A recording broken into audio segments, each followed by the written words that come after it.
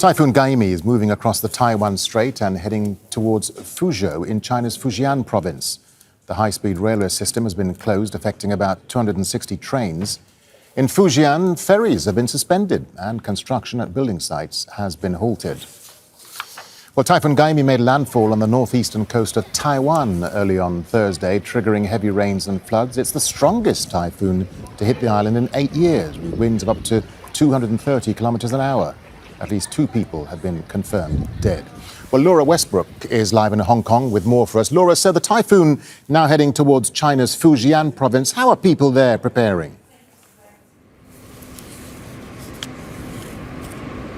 Yeah, that's right. Here in Hong Kong, we are experiencing very hot weather. It's getting up to 35 degrees Celsius here because of Typhoon Gaemi. That's because of subsiding air on the outer edges of the typhoon that's causing temperatures to rise. But over in mainland China, it's a very different picture. As Typhoon Gaemi moves across the Taiwan Strait, it's expected to make landfall in Fuzhou in China's Fujian province and then move northwards where it will lose intensity.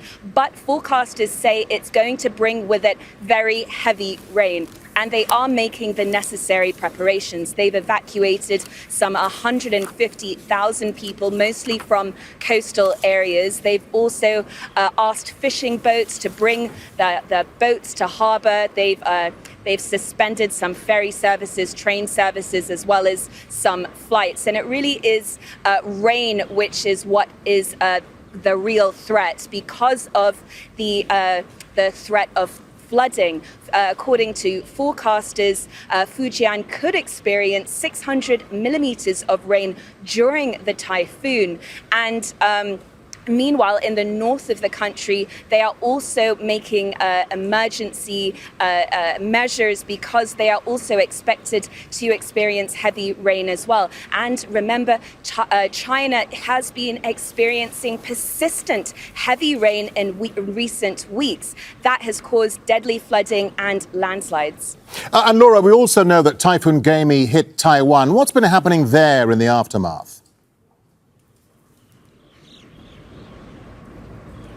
Well, authorities said at least 2 people and more than 200 have been injured because of the typhoon. It also caused 500,000 people to lose power, and Taiwan is still experiencing very heavy rain for the second day in a row. They've closed the financial markets, they've closed schools and offices. And according to Reuters, a freighter off the coast of the southern port of Kaohsiung has sunk, with it carrying 9 people from Myanmar. That's according to Reuters, and they are their search operation is continuing. But Gaemi hit Hualien around midnight, and someone from Hualien sent me some video, and you could see a sign falling off a building and parts of buildings falling onto cars. So that really gives you a sense of how strong the winds were. They